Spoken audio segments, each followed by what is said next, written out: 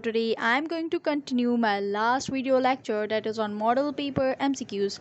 Last video lecture में हमने 21 MCQs को कवर किया था। आज हम मॉडल पेपर के 22 MCQs को कवर करेंगे। अगर किसी स्टूडेंट ने मेरी लास्ट वीडियो नहीं देखी है so go on the description box, you will find that video. So without wasting any time, let's get started, and don't forget to follow my Instagram account, my YouTube channel and my Facebook to stay connected with me.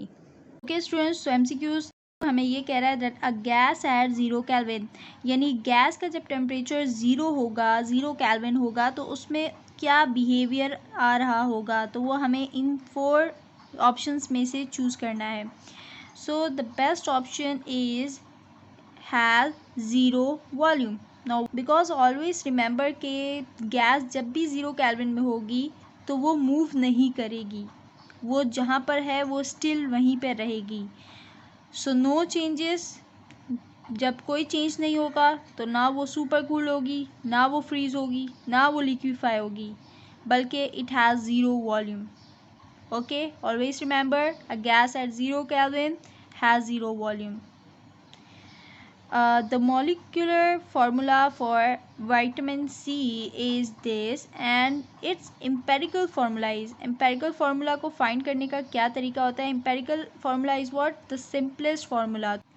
So students, जब भी आपसे पूछा जाए कि आपको ये ऐसा कोई मॉलिक्यूल गिवन है और आपको उसका एम्पेरिकल फार्मूला निकालना है, तो आपने क्या करना है कि इस नंबर्स को 2 से डिवाइड कर देना है. जब आप इन सब नंबर्स को 2 से डिवाइड करेंगे, लाइक 2 1 ज़ा 2, 2 3 ज़ा 6, 2 1 ज़ा 2, 2 4 ज़ा 8, 2 1 ज़ा 2, 2 3 ज़ा 6, तो अब क्या आ गया?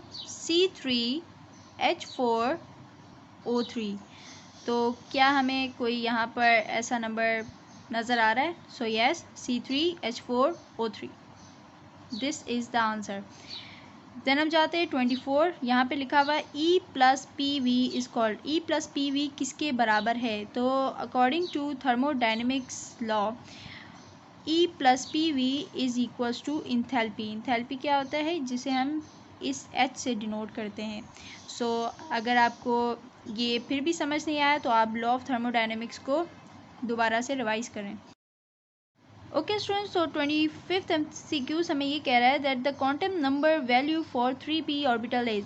3p ऑर्बिटल के आपने क्वांटम नंबर वैल्यू बतानी है, इनमें से चूज़ करना है. सो ऑलवेज रिमेंबर n बताता है नंबर ऑफ शेल, कौन सा नंबर ऑफ शेल है, और l बताता है that l is what? Azimuthal quantum number. So azimuthal quantum number में l की कुछ वैल्यूज़ होती है. लाइक s के पास होता है azimuthal quantum number for s is 0, for p is 1, d has 2, f has 3 azimuthal quantum number. तो अब यहाँ पे देखें नंबर ऑफ शेल, यानी ये शेल कौन सा है? ऑफ कोर्स n3 है. तो n3 हमारे पास यहाँ पे 2 ऑप्शंस हैं, बट l की वैल्यू हमारे पास p की होती है 1, नॉट 0. तो हमारे पास बेस्ट ऑप्शन क्या हुआ? दिस वन, यानी 3 number of shell, 1 azimuthal quantum number p का होता है. So this is the option. Then हम जाते हैं 26. Orbitals having same energy. ऐसे ऑर्बिटल्स बताने हैं जिनकी एनर्जी एकदम सेम होती है, तो वो होते हैं of course degenerative orbitals. Degenerative d orbitals में होते हैं. So d orbitals are degenerative orbitals. It means having the same energy.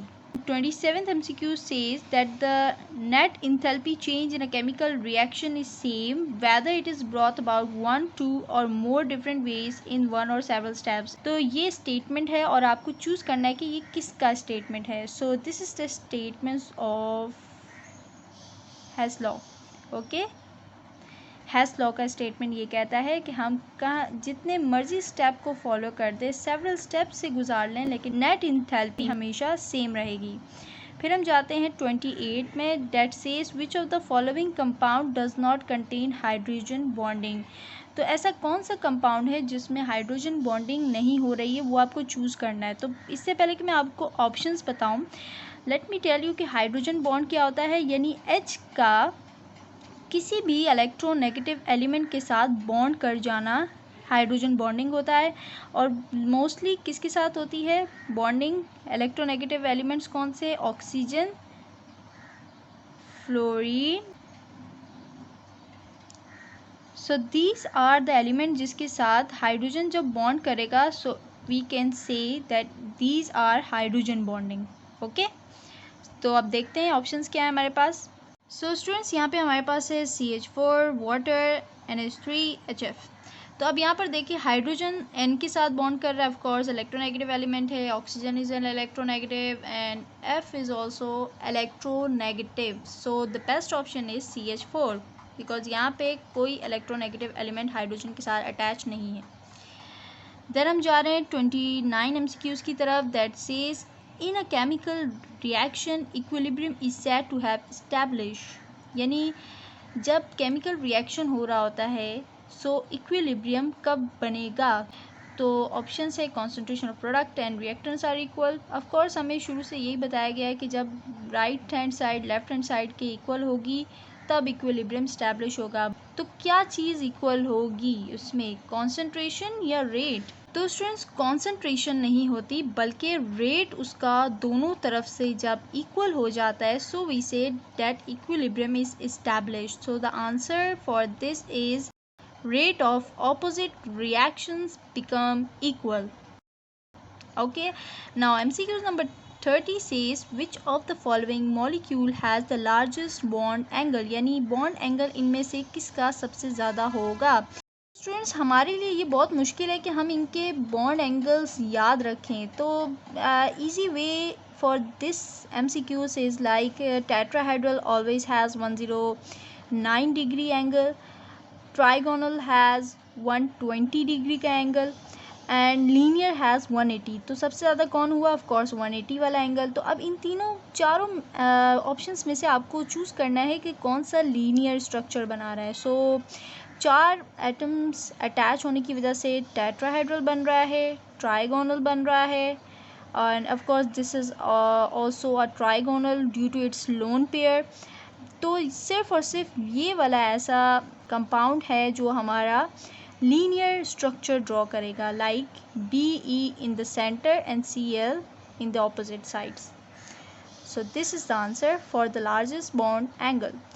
Now we have to choose the R value. The value of R in SI unit is, तो आपको value of R choose करनी है with the correct unit. So the correct unit is this.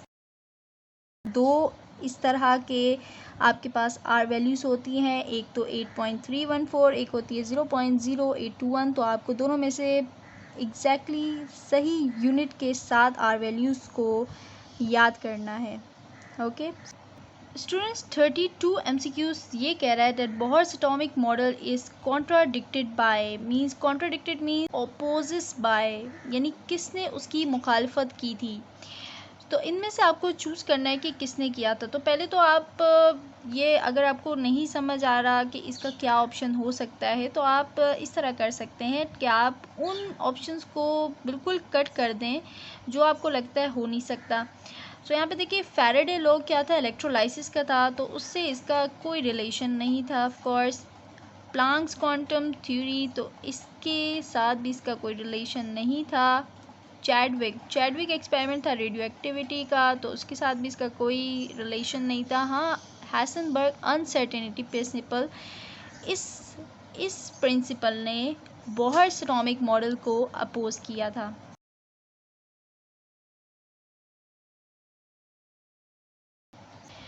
अब यहाँ पे लिखा है the EM value for of electron is, EM value आपको बतानी है। सो EM value is a constant value जो कि होती है 1.7 exponent 8 Coulomb's upon gram. Now the reaction which involves both oxidation and reduction is called. अब आपको ऐसा रिएक्शन चूज़ करना है जो ऑक्सीडेशन भी करवा रहा हो, रिडक्शन भी करवा रहा हो, तो वो कौन सा है? Of course redox. Okay, the rate of reaction, अब आपको बताना है कि रेट ऑफ रिएक्शन के साथ क्या होता है, क्या वो इंक्रीज़ होता है एज द रिएक्शन प्रोसीड, या वो बिल्कुल सेम रहता है, या डिक्रीज़ या इंक्रीज़ होता है, या फिर डिक्रीज़ होता है only. So the answer for this is decreases as the reaction proceeds. Now how? आप जब ये चैप्टर रीड आउट कर रहे होते हैं, लॉ ऑफ मास एक्शन या इक्विलिब्रियम लॉ जिसमें आता है, तो उसमें आप एक ग्राफ देखेंगे कुछ इस तरीके से होता है कि उसमें रिएक्टेंट जब रिएक्ट कर रहा होता है तो वो यहाँ से, यानी ये रिएक्टेंट है तो वो ग्राफ का क्या होता है, नीचे की तरफ आ रहा होता है। वो कह रहा होता है कि जैसे ही रिएक्शन प्रोसीड करेगा तो रिएक्टेंट क्या हो जाएगा, डिक्रीज़ होता जाएगा, रिएक्शन रेट डिक्रीज़ होता जाता है as the reaction proceeds. Okay, जैसे ही फॉरवर्ड रिएक्शन होता जाता है so the rate of reaction decrease down with unit time. MCQ number 36 says for gaseous system the value of Kp and Kc are same when Kp और Kc की value कब same होती है। सो Kp, P से आप याद रखना that P is for product side and C is for reactant side। तो अब आपने बताना है कि क्या कब दोनों इक्वल होंगी।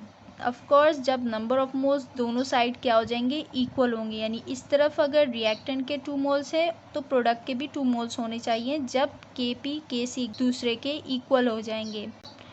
Number of moles of product are equal to number of moles of reactant. So yes, this is the answer.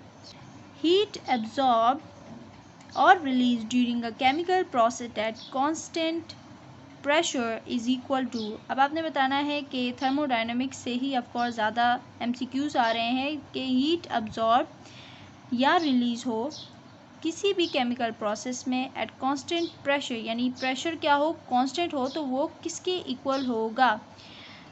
तो किसके इक्वल होगा, तो अभी बताते हैं किसके इक्वल होगा। यहाँ पे मैंने थर्मोडायनेमिक का एक चैप्टर ओपन किया है और उसमें आपको यहाँ पर मिल जाएगा, यहाँ पर लिखा हुआ है that process at constant pressure. तो कांस्टेंट प्रेशर में क्या हो रहा है, सो कांस्टेंट प्रेशर में आप देखिए हीट, या हीट मीन्स Q से डिनोट होती है हीट, सो QP यानी heat at constant pressure is equals to the enthalpy delta H। okay, so the answer is delta H। सिर्फ आपको थ्योरीज अच्छी तरीके से पढ़नी है, आपको सारे MCQs आ जाएंगे। Now MCQ number 38 says which of the following molecule has 2 pi bonds. 2 pi bonds उस वक्त होंगे जब हमारे पास ट्रिपल बॉन्डिंग होगी किसी में, यानी ऊपर वाला भी पाए, नीचे वाला भी पाए और सेंटर वाला सिग्मा बॉन्ड होगा। तो इनमें से कौन सा ऐसा मॉलिक्यूल है या कंपाउंड है जो ट्रिपल बॉन्डिंग कर रहा है। So nitrogen has triple bonding. आपने वो कोवलेंट बॉन्डिंग तो पढ़ी होगी, सिंगल, डबल, ट्रिपल। तो ट्रिपल में हमेशा हम लोग N2 को ही एग्जाम्पल लेके शो करते हैं। सो N2 has triple bonding, so this is the answer. No 2 electrons in an atom can have same set of 4 quantum number। तो आपको ये बताना है कि ये स्टेटमेंट किसने दिया था। क्या ये न्यूटन्स ने दिया था। न्यूटन्स फर्स्ट लॉ तो बिल्कुल ही आप इरेज कर दें बिकॉज ये तो है ही नहीं आपकी केमिस्ट्री बुक में। सो क्या वो हर्ट्ज़ रूल था, क्या वो पॉली एक्सक्लूसिव प्रिंसिपल था, क्या वो F1 ने रूल दिया था। तो आपको इन तीनों में से चूज़ करना है कि ये रूल किसने दिया था। तो ये रूल दिया था पॉलीज ने। Now the MCQs number 40 says alpha rays are. Alpha rays क्या होती हैं, क्या वो न्यूट्रॉन्स होती हैं, नो। क्या वो इलेक्ट्रॉन्स होती हैं, ऑफ कोर्स नॉट। इलेक्ट्रॉन्स तो नेगेटिवली चार्ज होते हैं और अल्फ़ा रेज तो कोई नेगेटिव चार्ज नहीं है। प्रोटॉन, हाँ हो सकती है वैसे।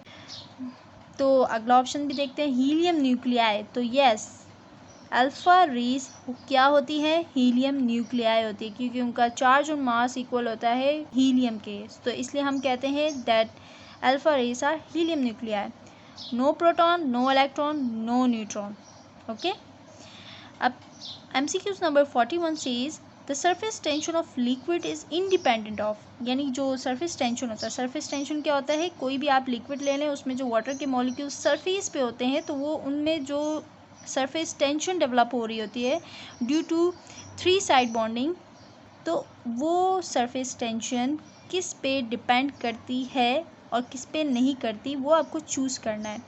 सो पहले आप ये देखिए कि वो किन चीज़ों पे डिपेंड करती है, जो आपका रिमेनिंग होगा वो आपका आंसर होगा। सो टेम्परेचर के साथ सरफेस टेंशन का इन्वर्स रिलेशन होता है। नेचर ऑफ लिक्विड पे भी डिपेंड करती है, लाइक वाटर का सरफेस, अगर हम देखें वाटर और इथाइल अल्कोहल को, सो सबसे ज़्यादा सरफेस टेंशन होता है वाटर का, ठीक है। सो नेचर ऑफ लिक्विड पे भी डिपेंड कर रही है, इंटरमोलिकुलर फोर्सेस पे भी डिपेंड करती है, बट अमाउंट ऑफ लिक्विड पे डिपेंड नहीं करती है, ओके। यानी आप ज़्यादा लो कम लो, सरफेस टेंशन उतनी ही रहेगी, सरफेस टेंशन चेंज नहीं होती with the amount. Now the tendency of liquid to cling together is called, यानी लिक्विड की आपस में क्लिंग होने की टेंडेंसी को क्या कहते हैं। सो आपको मैं बता दूं कि जब हम एक कंटेनर में वाटर लेते हैं, सो उसके जो सेंटर में मॉलिक्यूल्स होते हैं आपस में जो बॉन्डिंग किए होते हैं, यानी मॉलिक्यूल आपस में मॉलिक्यूल्स के साथ ही बॉन्ड किए होते हैं, तो इस तरह की फोर्सेस क्या होती है, कोहेसिव फोर्सेस होती हैं, तो कोहेशन उसे कहेंगे। लेकिन अगर वो वॉल्स के साथ बॉन्डिंग किए होते हैं, यानी जो मॉलिक्यूल है वो वॉल्स के साथ अटैच होते हैं, बॉन्ड किया होता है, फोर्स के साथ अटैच होते हैं, फोर्स, इस तरह की फोर्सेस को कहते हैं एडहेसिव फोर्सेस। तो यहाँ पर हम कह रहे हैं कि the tendency of the liquid मतलब सिर्फ अंदर वाले, यानी लिक्विड के मॉलिक्यूल्स की टेंडेंसी को क्या कह रहे हैं, तो वो कह रहे हैं cohesion, okay. So the number of waves travel पर 1 सेंटीमीटर डिस्टेंसेस, ये है ये बता रहे हैं कि नंबर ऑफ वेव्स ट्रेवल पर 1 सेंटीमीटर मीन्स, ये आपको फॉर्मूला बता रहे हैं और आपको बताना है ये किसका है। सो वेव पर centimetre like this, so this is the formula for wave number, okay. तो ये आपको यूँ समझ लें कि एक डेफिनेशन बताई जा रही है वेव नंबर की।